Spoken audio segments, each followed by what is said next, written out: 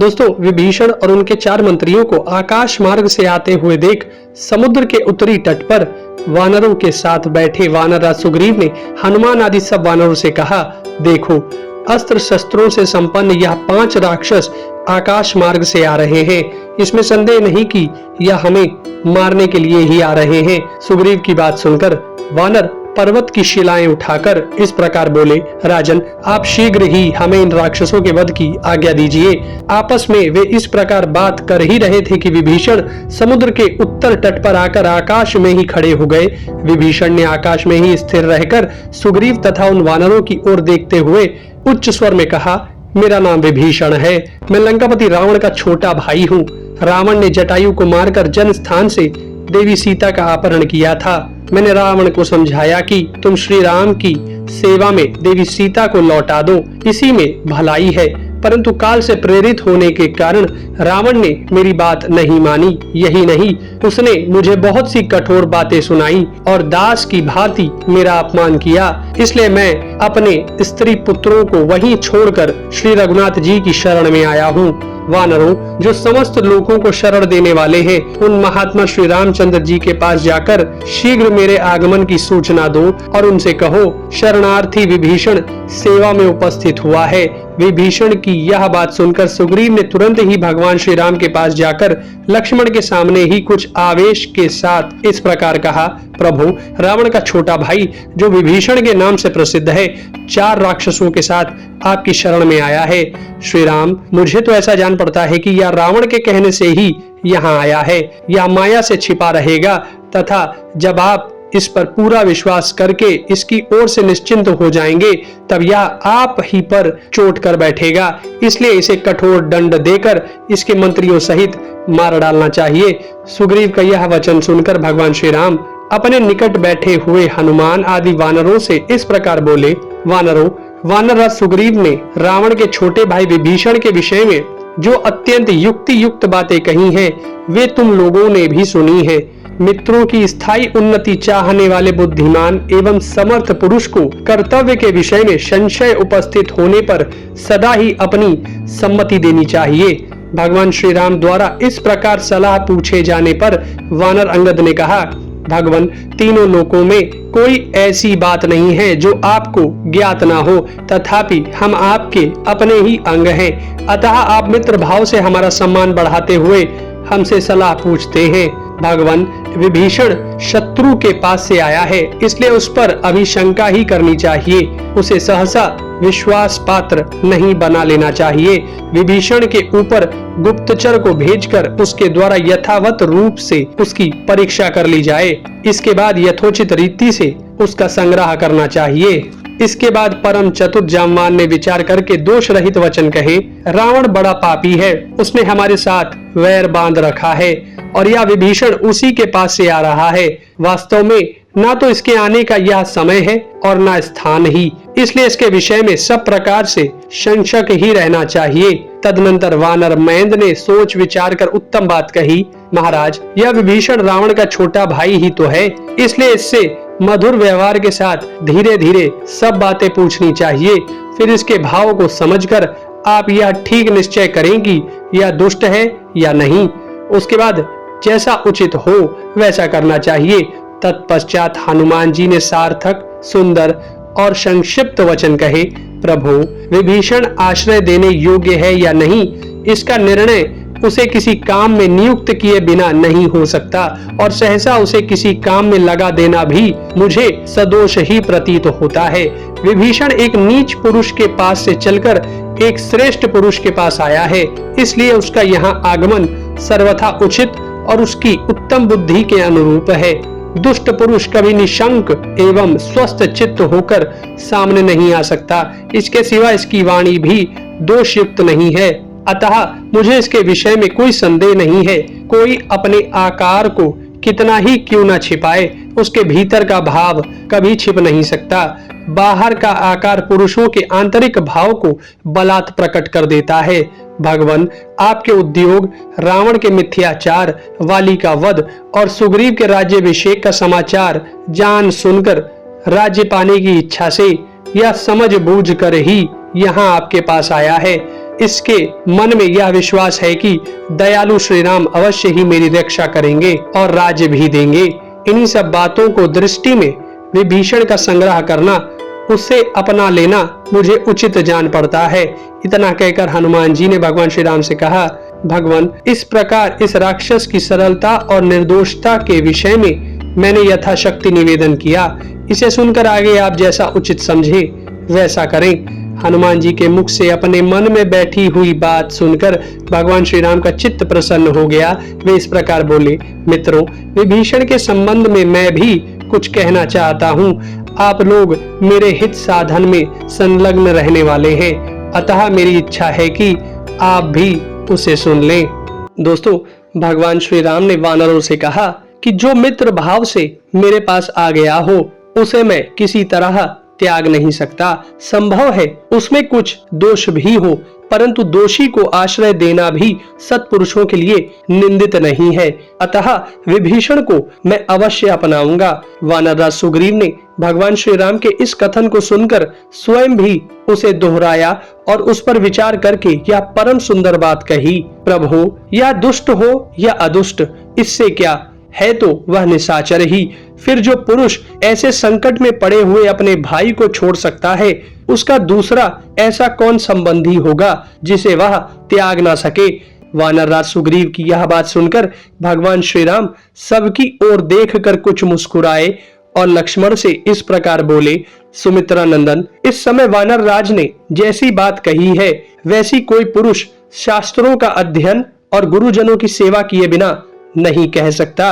परंतु सुग्रीव, तुमने विभीषण में जो भाई के परित्याग रूप दोष की कल्पना की है वह समस्त राजाओं में प्रत्यक्ष देखी जाती है और सभी लोगों में प्रसिद्ध है। मैं उसी को तुम सब लोगों से कहना चाहता हूँ। राजाओं के छिद्र दो प्रकार के बताए गए हैं। एक तो उसी कुल में उत्पन्न हुए जाति भाई और दूसरे पड़ोसी देशों के निवासी। ये संकट पड़ने पर अपने विरोधी राजा या राजपुत्र पर प्रहार कर बैठते हैं। इसी भय से यह विभीषण यहाँ आया है। इसे भी अपने जाति भाइयों से भय है। तात सुग्रीव, संसार में सब भाई भरत के ही समान नहीं होते, बाप के सब बेटे मेरे ही जैसे नहीं होते और सभी मित्र तुम्हारे ही समान नहीं हुआ करते। हम लोग इसके कुटुंबी तो है नहीं और यह राक्षस राज्य पाने का अभिलाषी है।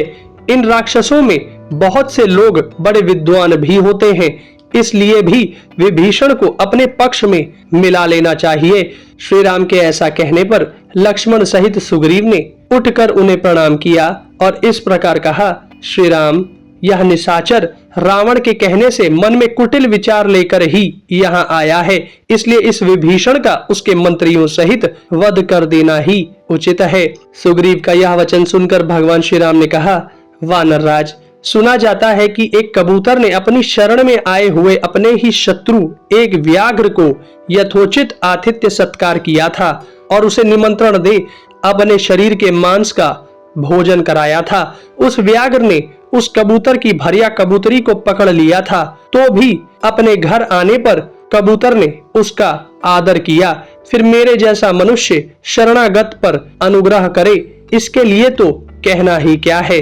पूर्व काल में कण्व मुनि के पुत्र महर्षि कंडू ने एक धर्म विषयक गाथा का गान किया था, उसे बताता हूँ, सुनो। यदि शत्रु भी शरण में आए और दीन भाव से हाथ जोड़कर दया की याचना करे तो उस पर प्रहार नहीं करना चाहिए।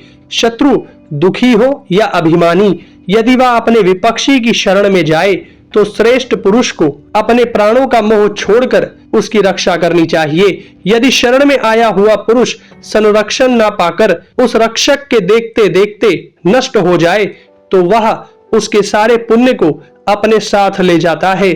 इस प्रकार शरणागत की रक्षा न करने में महान दोष बताया गया है।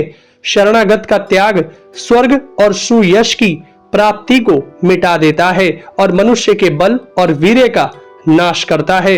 इसलिए मैं तो महर्षि कंडू के वचन का ही पालन करूंगा, क्योंकि वह परिणाम में धर्म, यश और स्वर्ग की प्राप्ति कराने वाला है। अतः वह विभीषण हो या स्वयं रावण आ गया हो, तुम उसे ले आओ। मैंने उसे अभय दान दे दिया।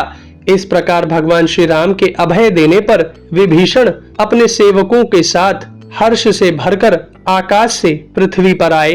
पृथ्वी पर उतरकर चारों राक्षसों के साथ धर्मात्मा विभीषण भगवान श्री राम के चरणों में गिर पड़े। उस समय विभीषण ने श्री राम से कहा, भगवान, मैं रावण का छोटा भाई हूँ। रावण ने मेरा अपमान किया है। आप समस्त प्राणियों को शरण देने वाले हैं, इसलिए मैंने आपकी शरण ली है। अपने सभी मित्र, धन और लंकापुरी को मैं छोड़ आया हूँ। अब मेरा राज्य, जीवन और सुख सब आपके अधीन है। विभीषण के यह वचन सुनकर श्री राम ने मधुर वाणी द्वारा उन्हें सांत्वना दी और प्रेम पूर्वक उनकी तरफ देखते हुए कहा, विभीषण, तुम मुझे राक्षसों का ठीक ठीक बलाबल बताओ। श्री राम के ऐसा कहने पर विभीषण ने रावण के संपूर्ण बल का परिचय देना आरंभ किया। भगवान ब्रह्मा जी के वरदान के प्रभाव से रावण केवल मनुष्य को छोड़कर गंधर्व, नाग और पक्षी आदि सभी प्राणियों के लिए अवध्य है।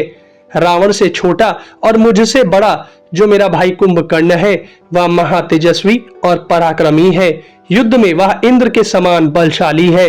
रावण का पुत्र मेघनाद, जो इंद्रजीत के नाम से प्रसिद्ध है, वह गोह के चमड़े के बने हुए दस्ताने पहनकर अवध्य कवच धारण करके हाथ में धनुष ले जब युद्ध में खड़ा होता है उस समय अदृश्य हो जाता है।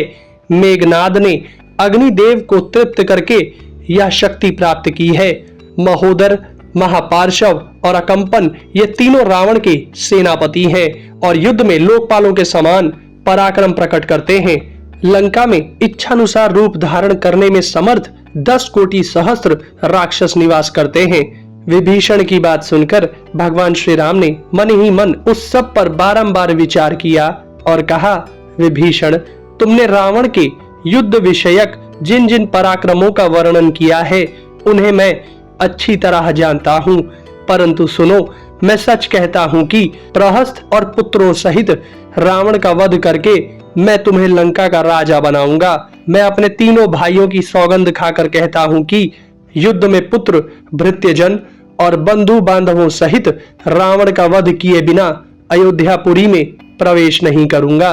दोस्तों, भगवान श्री राम के वचन सुनकर धर्मात्मा विभीषण ने मस्तक झुकाकर उन्हें प्रणाम किया और फिर इस प्रकार कहना आरंभ किया, प्रभु, राक्षसों के संहार में और लंकापुरी पर आक्रमण करके उसे जीतने में मैं आपकी यथाशक्ति सहायता करूंगा तथा प्राणों की बाजी लगाकर युद्ध के लिए रावण की सेना में भी प्रवेश करूंगा।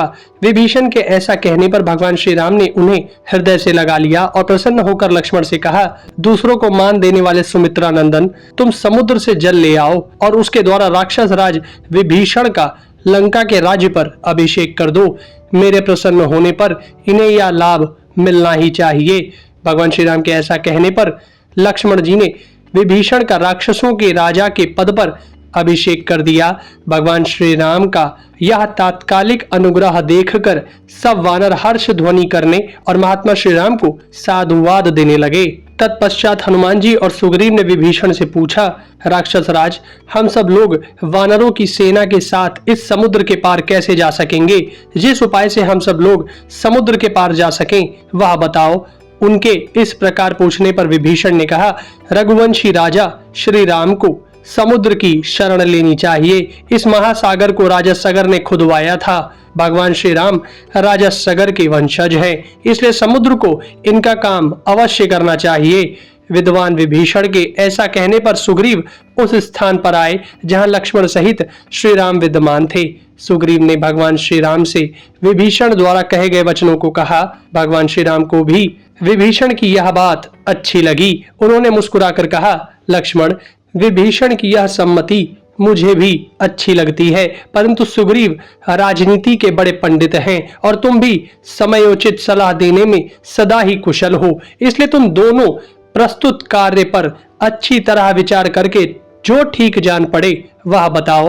भगवान श्री राम के ऐसा कहने पर लक्ष्मण जी और सुग्रीव उनसे आदर पूर्वक बोले, रघुनंदन, इस समय विभीषण ने जो सुखदायक बात कही है वह हम दोनों को क्यों नहीं अच्छी लगेगी। इस भयंकर समुद्र में पुल बांधे बिना इंद्र सहित देवता और असुर भी इधर से लंकापुरी में नहीं पहुंच सकते, इसलिए आप विभीषण के वचन के अनुसार ही कार्य करें।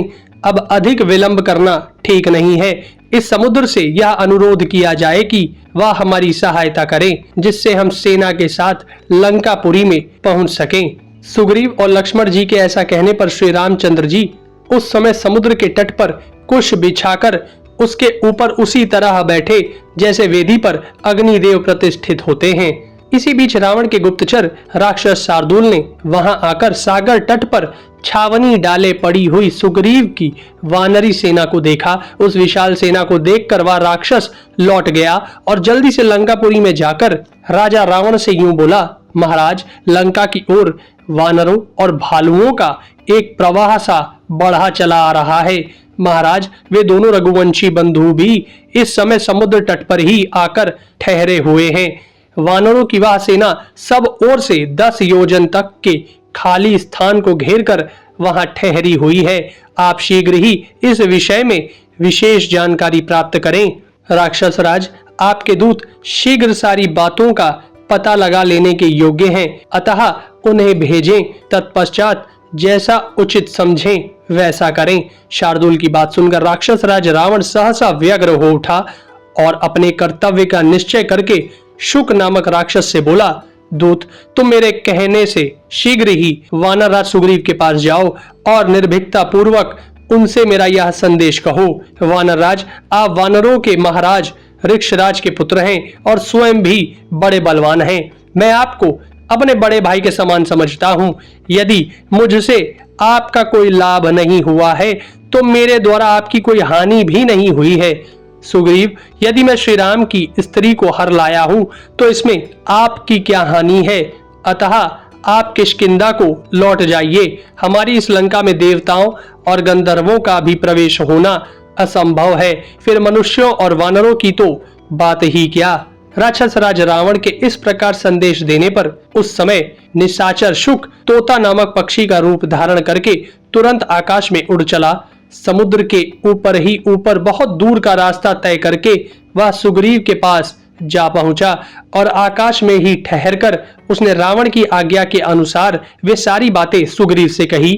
जिस समय वह संदेश सुना रहा था उसी समय वानर उछलकर तुरंत उसके पास जा पहुंचे। वे चाहते थे कि शीघ्र ही इसके पंख नोच लें और इसे घूंसों से ही मार डालें। इस निश्चय के साथ सारे वानरों ने उस निशाचर को कैद करके तुरंत आकाश से भूतल पर ले आए। वानरों की पीड़ा देने पर राक्षस शुक पुकार उठा, रघुनंदन, राजा लोग दूतों का वध नहीं करते हैं। जो स्वामी के अभिप्राय को छोड़कर अपना मत प्रकट करने लगता है वह दूत बिना कही हुई बात कहने का अपराधी है, अतः वही वध के योग्य होता है। अतः आप इन वानरों को रोकिए। शुक के वचन और विलाप सुनकर भगवान श्री राम ने उसे पीटने वाले वानरों को पुकार कर कहा, इसे मत मारो। उस समय तक शुक के पंखों का भार कुछ हल्का हो गया था क्योंकि वानरों ने उसे नोच डाला था। फिर भगवान श्री राम के अभय देने पर शुक आकाश में खड़ा हो गया और पुनः बोला, पराक्रम से युक्त वानरराज सुग्रीव, राक्षस राज रावण को मुझे आपकी ओर से क्या उत्तर देना चाहिए? शुक के इस प्रकार पूछने पर वानरराज सुग्रीव ने कहा, दूत, तुम रावण से इस प्रकार कहना, वध के योग्य दशानन, तुम ना तो मेरे मित्र हो, ना दया के पात्र हो, ना मेरे उपकारी हो और ना मेरे प्रिय व्यक्तियों में से ही कोई हो। भगवान श्री राम के शत्रु हो, इस कारण तुम वाली की भांति ही मेरे लिए वध्य हो।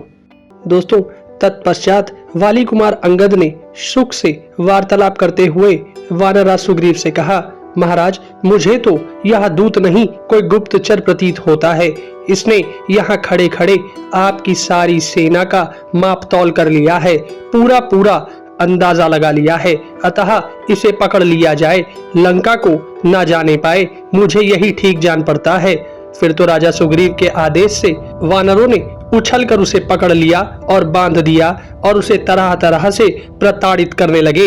उन प्रचंड वानरों से पीड़ित हो राक्षस शुक ने भगवान श्री राम को बड़े जोर से पुकारा और कहा, प्रभु, बलपूर्वक मेरी पांखें नोची और आंखें फोड़ी जा रही हैं। यदि आज मैंने प्राणों का त्याग किया तो मैंने अपने जन्म से और मरण के इस काल तक जो भी पाप किया है वह सब आपको ही लगेगा। उस समय उसका वह विलाप सुनकर भगवान श्री राम ने वानरों से कहा, छोड़ दो, यह दूत होकर ही आया था। तदनंतर कुश बिछी हुई भूमि पर सोकर भगवान श्री राम की वहां 3 रातें व्यतीत हो गईं।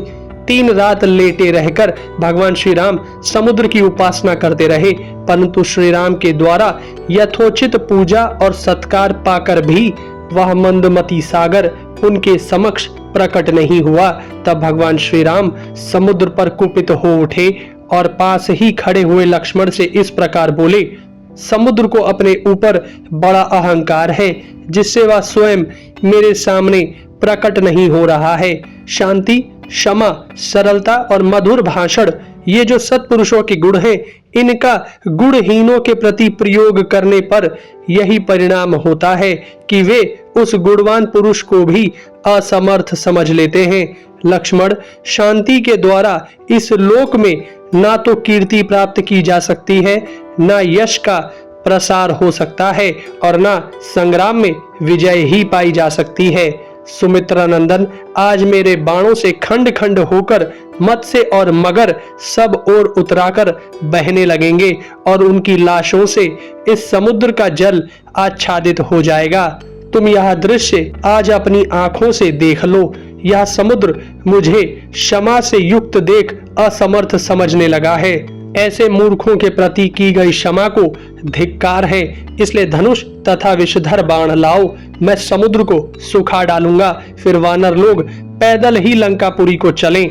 यूं कहकर भगवान श्री राम ने हाथ में धनुष ले लिया, धनुष को धीरे से दबाकर उस पर प्रत्यंचा चढ़ा दी और उसकी टनकार से सारे जगत को कंपित करते हुए बड़े भयंकर बाण छोड़े। वे महान वेगशाली बाण समुद्र के जल में घुस गए। मत्स्यों और मगरों सहित महासागर के जल का वेग सहसा अत्यंत भयंकर हो गया। वहां तूफान का कोलाहल सा छा गया। वहां रहने वाले सर्प भय से थर्रा उठे। बड़े बड़े ग्रह ऊपर को उछलने लगे। तदनंतर श्री राम जी रोष में लंबी सांस लेते हुए एक अमोघ बाण को ब्रह्मास्त्र से अभिमंत्रित करके अपने धनुष पर चढ़ाकर पुनः खींचने लगे। यह देख लक्ष्मण जी उनके पास जा पहुंचे और बस बस अब नहीं, ऐसा कहते हुए उन्होंने उनका धनुष पकड़ लिया। फिर लक्ष्मण जी भगवान श्री राम से बोले, भैया आप वीर शिरोमणि हैं, इस समुद्र को नष्ट किए बिना भी आपका कार्य संपन्न हो जाएगा। आप जैसे महापुरुष क्रोध के अधीन नहीं होते। अब आप कोई दूसरी उत्तम युक्ति सोचे। तभी समुद्र के बीच से सागर स्वयं मूर्तिमान होकर प्रकट हुआ। सागर देव ने लाल रंग के फूलों की माला तथा लाल ही वस्त्र धारण किए थे। उन्होंने सिर पर एक दिव्य पुष्प माला धारण कर रखी थी, जो सब प्रकार के फूलों से बनाई गई थी। साथ ही वह अपने ही भीतर उत्पन्न हुए रत्नों के उत्तम आभूषणों से विभूषित थे। देवताओं के समान सुंदर रूप धारण करके आई हुई विभिन्न रूप वाली नदियों के साथ नदीपति समुद्र ने निकट आकर पहले भगवान श्री राम को संबोधित किया और फिर हाथ जोड़कर कहा, रघुनंदन, पृथ्वी, वायु, आकाश, जल और तेज ये सर्वदा अपने स्वभाव में स्थित रहते हैं। अपने सनातन मार्ग को कभी नहीं छोड़ते, सदा उसी के आश्रित रहते हैं। मेरा भी यह स्वभाव ही है जो मैं अगाध और अथाह हूँ, कोई मेरे पार नहीं जा सकता। यदि मेरी थाह मिल जाए तो यह विकार मेरे स्वभाव का व्यतिक्रम ही होगा। इसलिए मैं आपसे पार होने का यह उपाय बताता हूँ। श्री राम, मैं ऐसा उपाय बताऊंगा जिससे आप मेरे पार चले जाएंगे, सारी सेना पार उतर जाएगी और मुझे भी खेद नहीं होगा। तब श्री राम ने समुद्र से कहा, समुद्र मेरी बात सुनो, मेरा यह विशाल बाण अमोघ है, बताओ इसे किस स्थान पर छोड़ा जाए। भगवान श्री राम का यह वचन सुनकर उस महान बाण को देखकर महासागर ने उनसे कहा, प्रभु जैसे जगत में आप सर्वत्र विख्यात एवं पुण्यात्मा हैं, उसी प्रकार मेरे उत्तर की ओर द्रुमकुल्य नाम से विख्यात एक बड़ा ही पवित्र देश है। वहां आभिर आदि जातियों के बहुत से मनुष्य निवास करते हैं, जिनके रूप और कर्म बड़े ही भयानक हैं। वे सब के सब पापी और लुटेरे हैं। वे लोग मेरा जल पीते हैं। उन पापाचारियों का स्पर्श मुझे प्राप्त होता रहता है। इस पाप को मैं नहीं सह सकता। श्री राम, आप अपने इस उत्तम बाण को वहीं सफल कीजिए। महामना समुद्र का यह वचन सुनकर समुद्र के दिखाए अनुसार उसी देश में भगवान श्री राम ने वह अत्यंत प्रज्वलित बाण छोड़ दिया। वह वज्र और अश्नि के समान तेजस्वी बाण जिस स्थान पर गिरा था, वह स्थान उस बाण के कारण ही पृथ्वी में दुर्गम मरुभूमि के नाम से प्रसिद्ध हुआ। उस बाण से पीड़ित होकर उस समय वसुधा आर्तनाद कर उठी। उसकी चोट से जो छेद हुआ, उसमें होकर रसातल का जल ऊपर को उछलने लगा। वह छिद्र कुएं के समान हो गया और रण के नाम से प्रसिद्ध हुआ। तब से वह स्थान तीनों लोकों में मरुकंतार के नाम से ही विख्यात हो गया। दोस्तों, उस कुक्षी स्थान के दग्ध हो जाने पर सरिताओं के स्वामी समुद्र ने संपूर्ण शास्त्रों के ज्ञाता श्री रघुनाथ जी से कहा, सौम्य, आपकी सेना में जो यह नल नामक वानर है, साक्षात विश्वकर्मा का पुत्र है। इसे इसके पिता ने यह वर दिया है कि तुम मेरे ही समान समस्त शिल्प कला में निपुण होोगे। प्रभु, आप भी तो इस विश्व के विश्वकर्मा हैं। इस नल के हृदय में आपके प्रति बड़ा प्रेम है। यह महान उत्साही वानर अपने पिता के समान ही शिल्प कर्म में समर्थ है। अतः यह मेरे ऊपर पुल निर्माण करे, मैं उस पुल को धारण करूंगा। यह कहकर समुद्र सभी नदियों के साथ अदृश्य हो गया। तब वानर श्रेष्ठ नल उठकर भगवान श्री राम से बोला, प्रभु, महासागर ने ठीक कहा है। मैं पिता की दी हुई शक्ति को पाकर इस विस्तृत समुद्र पर सेतु का निर्माण करूंगा।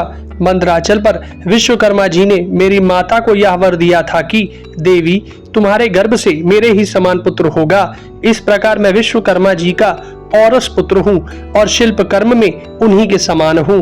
इस समुद्र ने आज मुझे इन सब बातों का स्मरण दिला दिया है। मैं बिना पूछे आप लोगों से अपने गुणों को नहीं बता सकता था, इसलिए अब तक चुप था। मैं महासागर पर पुल बांधने में समर्थ हूँ। अतः सब वानर आज ही पुल बांधने का कार्य आरंभ कर दें। तब भगवान श्री राम के भेजने से लाखों बड़े बड़े वानर हर्ष और उत्साह में भरकर सब ओर उछलते हुए गए और बड़े बड़े जंगलों में घुस गए। वे वानर पर्वत शिखरों और वृक्षों को तोड़ देते और उन्हें समुद्र तक खींच लाते। शिलाखंडों को फेंकने से समुद्र का जल सहसा आकाश में उठ जाता था। उन वानरों ने सब ओर से पत्थर गिराकर समुद्र में हलचल मचा दी। कुछ दूसरे वानर 100 योजन लंबा सूत पकड़े हुए थे। नल समुद्र के बीच में महान सेतु का निर्माण कर रहे थे। विशालकाय वानर बड़े उत्साह और तेजी के साथ काम में लगे हुए थे। पहले दिन उन्होंने 14 योजन लंबा पुल बांधा। दूसरे दिन वानरों ने तेजी से काम करके 20 योजन लंबा पुल बांध दिया। तीसरे दिन शीघ्रता पूर्वक काम में जुटे हुए कपियों ने समुद्र में 21 योजन लंबा पुल बांध दिया। चौथे दिन वानरों ने 22 योजन लंबा पुल और बांध दिया तथा पांचवें दिन शीघ्रता करने वाले उन वानर वीरों ने सुवेल पर्वत के निकट तक 23 योजन लंबा पुल बांधा। इस प्रकार विश्वकर्मा के बलवान पुत्र नल ने समुद्र में 100 योजन लंबा पुल तैयार कर दिया। इस कार्य में वे अपने पिता के समान ही प्रतिभाशाली थे। उस समय देवता, गंधर्व, सिद्ध और महर्षि उस अद्भुत कार्य को देखने के लिए आकाश में आकर खड़े थे। नल के बनाए हुए 100 योजन लंबे और 10 योजन चौड़े उस पुल को देवताओं और गंधर्वों ने देख, जिसे बनाना बहुत ही कठिन काम था। इस प्रकार उन 1 खरब महाबली और उत्साही वानरों का दल पुल बांधते बांधते ही समुद्र के उस पार पहुंच गया। पुल तैयार हो जाने पर अपने सचिवों के साथ विभीषण गदा हाथ में लेकर समुद्र के दूसरे तट पर खड़े हो गए, जिससे शत्रु पक्षीय राक्षस यदि पुल तोड़ने के लिए आवे तो उन्हें दंड दिया जा सके। तदनंतर सुग्रीव ने भगवान श्री राम से कहा, वीरवर, आप हनुमान के कंधे पर चढ़ जाइए और लक्ष्मण अंगद की पीठ पर सवार हो ले, क्योंकि यह समुद्र बहुत लंबा चौड़ा है। यह दोनों वानर आकाश मार्ग से चलने वाले हैं, अतः ये ही दोनों आप दोनों भाइयों को धारण कर सकेंगे। इस प्रकार भगवान श्री राम लक्ष्मण और सुग्रीव के साथ उस सेना के आगे आगे चले। दूसरे वानर सेना के बीच में और अगल बगल में होकर चलने लगे। कितने ही वानर जल में कूद जाते और तैरते हुए चलते थे, दूसरे पुल का मार्ग पकड़कर जाते थे और कितने ही आकाश में उछल उछल कर गरुड़ के समान उड़ते थे। इस प्रकार पार जाती हुई उस भयंकर वानर सेना ने अपने महान घोष से समुद्र की गर्जना को भी दबा दिया। धीरे धीरे वानरों की सारी सेना नल के बनाए हुए पुल से समुद्र के उस पार पहुंच गई। राजा सुग्रीव ने फल मूल और जल की अधिकता देख सागर तट पर ही सेना का पड़ाव डाला। भगवान श्री राम का वह अद्भुत और दुष्कर कर्म देखकर सिद्ध चारण और महर्षियों के साथ देवता लोग उनके पास आए तथा उन्होंने अलग अलग पवित्र एवं शुद्ध जल से उनका अभिषेक किया। फिर बोले, नरदेव, तुम शत्रुओं पर विजय प्राप्त करो और समुद्र पर्यंत सारी पृथ्वी का सदा पालन करते रहो। इस प्रकार भांति भांति के मंगल सूचक वचनों द्वारा राज सम्मानित श्री राम का उन्होंने अभिवादन किया। तदनंतर भगवान श्री राम ने लक्ष्मण से कहा, लक्ष्मण, हम लोग आज ही जितनी जल्दी हो सके इस लंका पर समस्त वानरों के साथ वेग पूर्वक धावा बोल दें। ऐसा कहकर भगवान श्री राम हाथ में धनुष लिए सबसे आगे लंकापुरी की ओर प्रस्थित हुए। फिर विभीषण और सुग्रीव के साथ वे सभी श्रेष्ठ वानर गर्जना करते हुए शत्रुओं का वध करने के लिए आगे बढ़े। उन वानरों के कर्मों और चेष्टाओं से भगवान श्री राम को बड़ा संतोष हुआ। सुग्रीव ने उस वानर सेना की यथोचित व्यवस्था की थी। उनके कारण वह वैसी ही शोभा पाती थी जैसे चंद्रमा और नक्षत्रों से युक्त शरत काल की पूर्णिमा सुशोभित हो रही हो। वह विशाल सैन्य समूह समुद्र के समान जान पड़ता था। उसके बाहर से दबी हुई वसुधा भयभीत हो उठी और उसके वेग से डोलने लगी। दोस्तों, अगर हमारे वीडियोस आपको पसंद आते हैं तो कृपया कर उन्हें शेयर जरूर करें